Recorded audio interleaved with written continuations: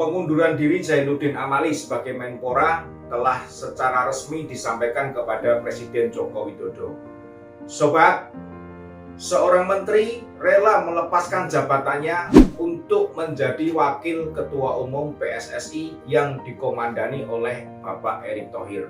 Hal ini tentu menimbulkan teka-teki atau menimbulkan pertanyaan, menimbulkan sebuah misteri yang menjadi pertanyaan bagi sebagian rakyat Indonesia yang mengamati dunia perpolitikan di negara kita tercinta ini.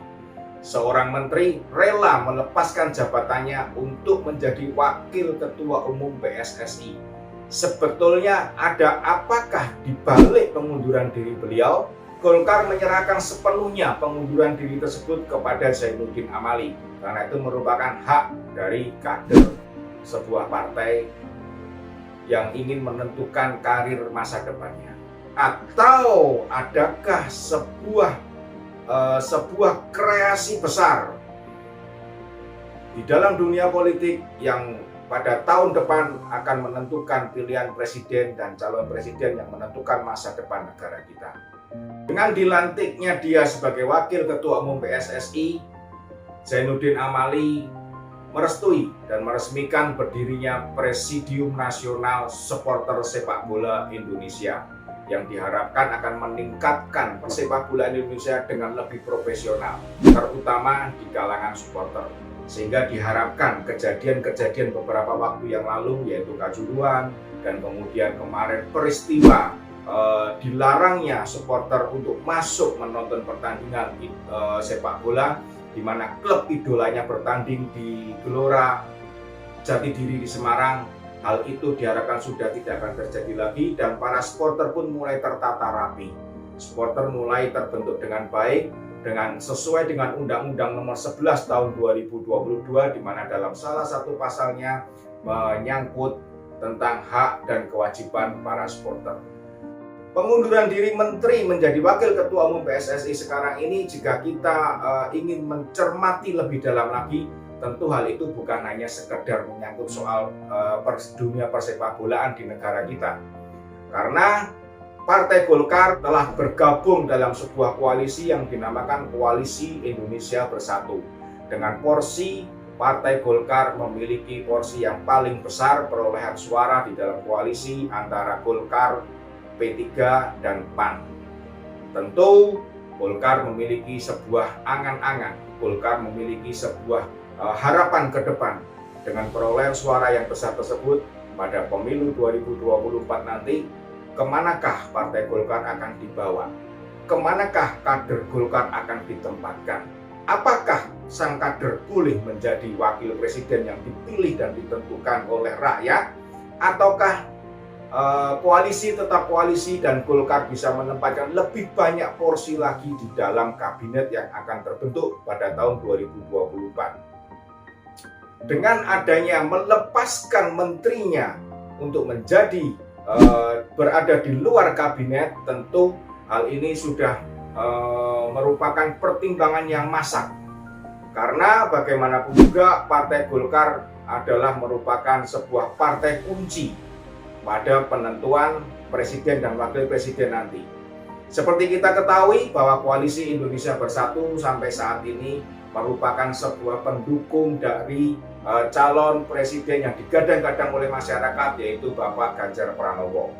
Dengan adanya koalisi ini dan PDIP yang merupakan sebuah partai besar yang memiliki kemampuan untuk mencalonkan presiden dari galangan partainya tanpa koalisi dengan manapun juga, PDIP sudah memiliki tiket untuk mencalonkannya. Tetapi di dalam mencalonkan seorang presiden, tentu tidak hanya dibutuhkan sebuah partai dengan arogansi akan mencalonkan dengan sendiri tanpa koalisi partai yang lain. Sudah ada koalisi yang lainnya, yaitu Koalisi Perubahan. Dan kita tahu Koalisi Perubahan ini berisi Partai Nasdem, kemudian PKS, dan kemudian satu partai lagi Demokrat, ditambah dengan Partai Identitas yang baru saja mendeklarasikan dirinya sebagai Partai Identitas, yaitu Partai Umat. Sobatku semuanya, lepas dari Partai Perubahan ini, yang dimana perubahannya juga kita belum tahu kemana akan dibawa Indonesia ini, karena presiden yang diusung adalah presiden yang merupakan antitesa dari Bapak Presiden Joko Widodo. Dan presiden ini sebelumnya menjabat gubernur DKI Jakarta dengan perubahan-perubahan yang ada di DKI Jakarta, yaitu perubahan yang bukan semakin baik, tetapi perubahan yang justru membuat rakyat semuanya berteriak. Dengan adanya perubahan kelebihan bayar, dengan adanya perubahan dari patung-patung yang dibongkar, perubahan normalisasi sungai menjadi naturalisasi, yang semuanya kita lihat perubahan yang diusung adalah perubahan yang sebetulnya bukan menjadi lebih baik, tetapi menjadi lebih pertanyaan di manakah perubahan sebenarnya yang mau diterapkan oleh sang gubernur.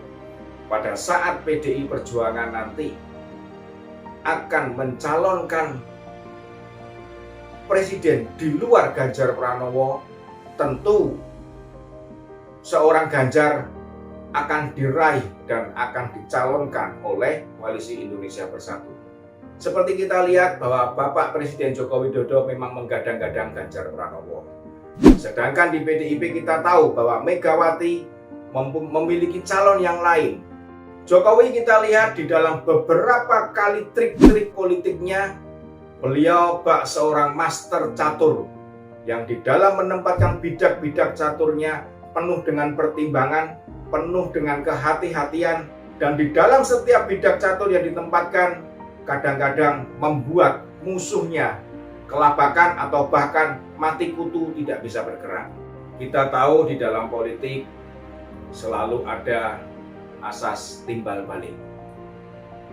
Memberi maka akan menerima, merelakan maka harus mendapatkan.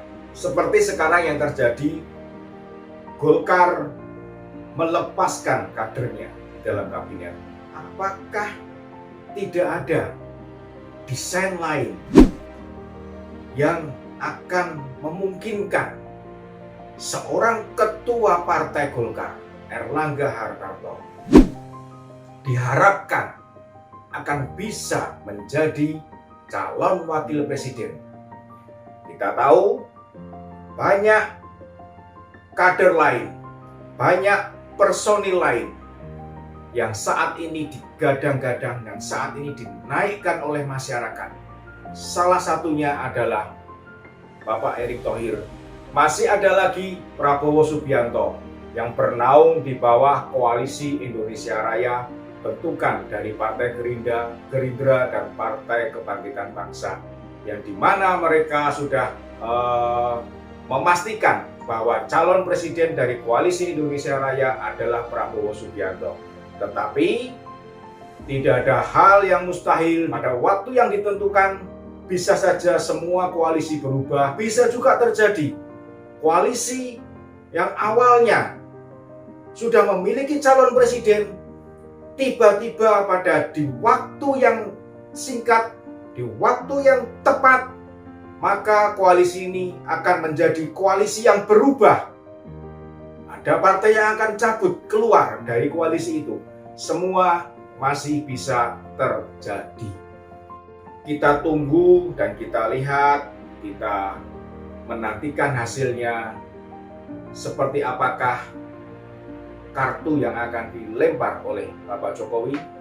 Seperti apakah bidak catur ini dijalankan oleh Bapak Jokowi untuk mensukseskan program-program beliau yang harus diteruskan pada periode 2024 yang akan datang?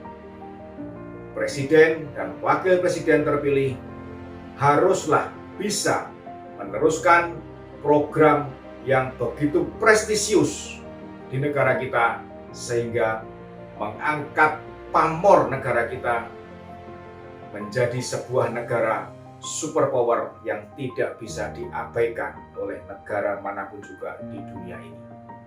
Rakyat Indonesia sebagian besar sudah berani menyatakan dirinya bahwa akan memilih presiden, wakil presiden yang dibawa dan dipilih oleh Bapak Jokowi. Kita semua sama-sama menunggu langkah sang maestro bagaimana melakukan kebijakan-kebijakan politik ini untuk masa depan bangsa kita. Reshuffle yang dibatalkan kemarin pada 1 Februari itu ditunggu-tunggu oleh rakyat yang menginginkan bahwa di penghujung tahun Jokowi ini semua menteri bisa bekerja sama dengan baik, memiliki kinerja yang bagus. Dengan batalnya reshuffle itu membuat Surya Paloh sedikit tenang, sedikit bergembira, sedikit berbahagia. Tetapi Bapak Jokowi tetap mengatakan bahwa reshuffle akan ada kemungkinan tetap dilakukan, terutama terhadap menteri-menteri yang performanya, kinerjanya tidak bagus, yang kinerjanya mengecewakan. Dan kita lihat saat ini seorang menteri dari Partai Nasdem sedang menghadapi sebuah dilema baru, di mana dia kemungkinan akan berhadapan dengan KPK terhadap dengan beberapa kebijakan yang dia terapkan. Dengan adanya kemungkinan reshuffle diterapkan kembali, hal ini tentu membuat Nasdem dan Surya Paloh mulai lagi gundah gulana hatinya. Kita rakyat Indonesia tentu menginginkan kinerja pemerintahan yang baik.